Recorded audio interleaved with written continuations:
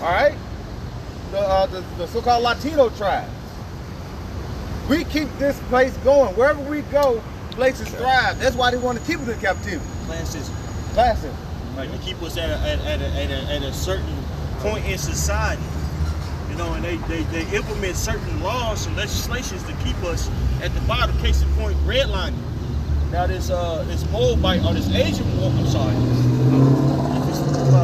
this Moabite or this Asian woman brought out the fact that when you know, you had a lot of these Asians coming over here,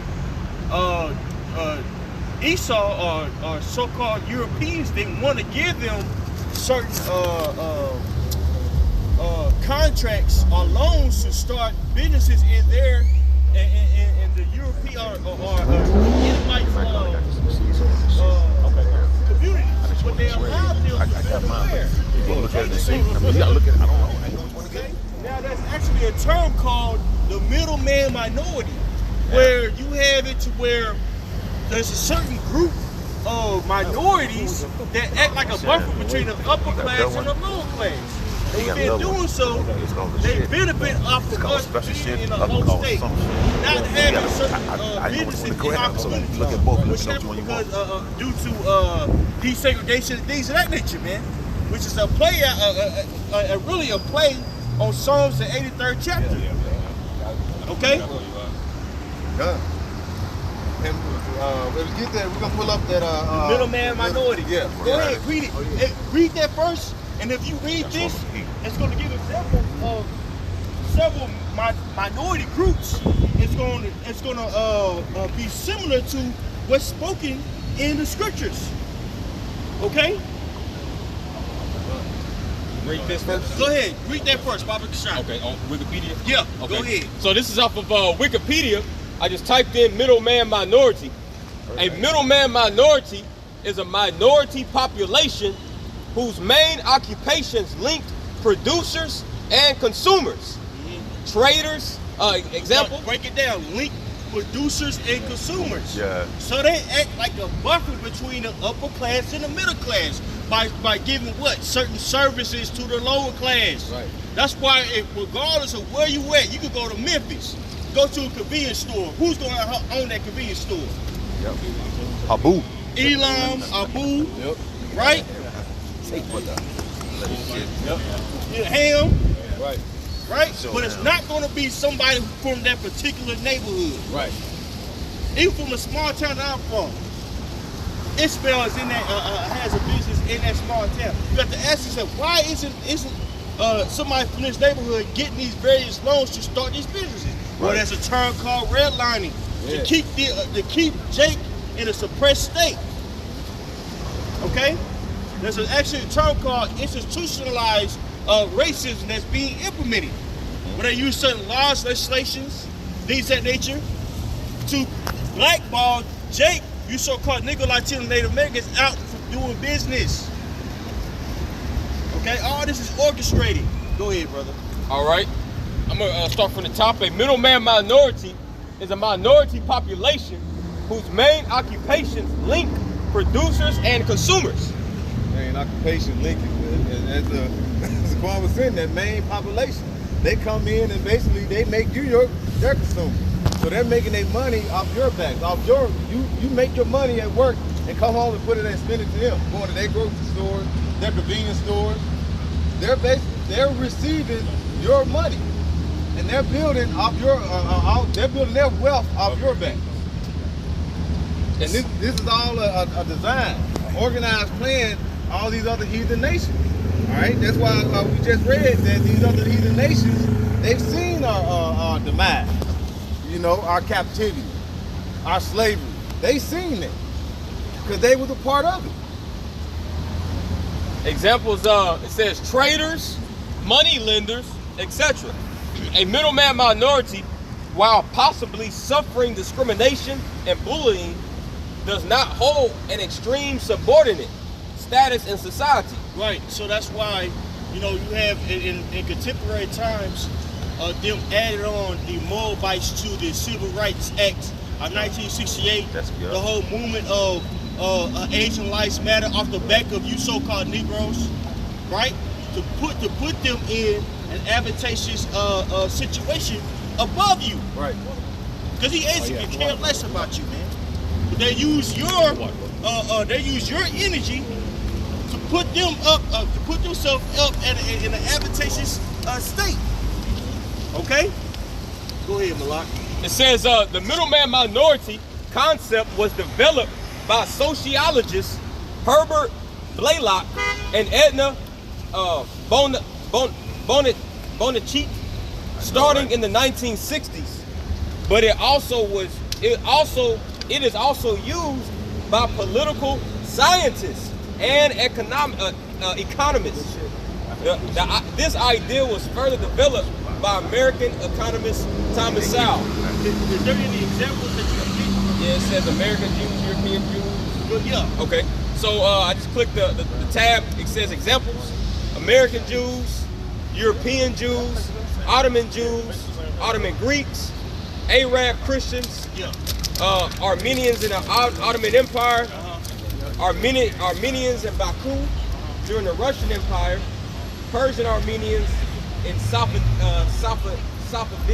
dynasty. So when you go to certain restaurants and things like that, who own these restaurants? The Albanians, especially when you go to Chicago. The Albanians, the Greeks. And we can't even say how what the spa has owned. They're cut the feed. Right. We're doing too much. Right? All these people have benefited off of you being in a low state, Jake. You so-called Negro, Latino, Native American. Right. Who owns the record companies? Right? Who perpetuate the madness that you hear on these various radio stations? The so-called Negro, Latino, Native radio stations, whether it be rap or reggaeton. All this is being pushed. An agenda is being pushed on your children. Yep. Who owns Bad Bunny's contract? They got him dressed up as a woman, right? Kissing kissing on boys, you know. Who owns these people? Who owns the basketball teams? Right. Okay. All these people benefit off of you being in a subservient state. Okay, and this was prophesied, man. Go ahead and get your scripture, Psalms 83. Okay. This is Psalms chapter 83 and verse 1. It says, "Keep not thou silence, O God, hold not thy peace, and be not still, O God. For lo, thy enemies make a tumult, and they that hate thee have lifted up the head. They have taken crafty counsel against thy people, and consulted against thy hidden ones." That's right. So they are taking a crafty counsel against us, right? To do what? Reiterating what we've been bringing out. To keep us at a low state. Institutionalized racism, right? Whether it be the food that they feed with the subpar, and you know, there's actually terms in Jake's neighborhood of food desert, meaning they can't get nutritious food, right? Which is very pivotal for a child's growth. Yep. Our kids are being raised off of chemicals. Right. Well, who's feeding these chemicals? bro. To you so-called Negro, Latino, Native Americans, Moab, Kush, these various people, man, Right. all for their benefit. Okay, go ahead. Like I say, it's certain restaurants that they would basically put into Jake's neighborhood, and they'll run it, but they would dare have it in their neighborhood. You know, because they don't want to eat that low level type food. You know, food that's basically going to deteriorate your body. That's right. I got this word, this definition for tumult. It means a loud. It says, "They have said, come and let us cut them off from being a nation, that the name of Israel may be no more in remembrance." Do we remember who we are to this day? No. Our people don't understand that they're the true nation of Israel. You know, they're how they say, God's people. They'll combat you against that. No, I'm not one of those small hats over there. I'm a Christian. All right, but you are basically from the line of Abraham, Isaac, and Jacob. They don't want to believe it. But why do you go into church? Who do you believe in? That's what you got to ask yourself. That's what they have done. They've caused that confusion amongst our people, and they've basically cut us off by forgetting who our power is, not knowing who we are. That's why the Lord had put His Spirit on us to come back and hearken and tell our people who we are.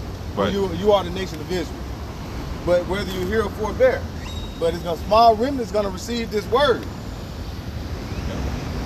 Verse 5, it says, "For they have consulted together with one consent. They are confederate against thee. The tabernacles of Edom and the Ishmaelites, of Moab and the Hagarenes." Did we just name these people, man? Isn't that very similar to Yep, the various people in the term of middleman minority? Right? So the scriptures are profound, man. They let you know that we have enemies, and the enemies are these various nations. Contrary to popular belief, Christianity wants to keep you so-called Negro, Latino, Native Americans subdued, right, in a docile state mentally, man, so you can be controlled. Meanwhile, all these atrocities happen to your people, and they tell you, "Oh, just get over. You're just being emotional." Right. But let something happen to you so-called Europeans, man. Right. Oh my goodness, all you ready to blow the smithereens, right? All over the Hey, I TV. was talking to this one chick. I had a delivering some furniture, and we was talking about the situation in Afghanistan, which was a war that's historically speaking was the longest war ever, right? And she said, "You know what? We should just bomb them some smithereens." Man, come on, man. And they posed no threat to us. But when we say, "Hey, man, the Lord's going to deal with you for all the wickedness that you've done to our people," we're terrorists. You see the contradiction? You see the hypocrisy?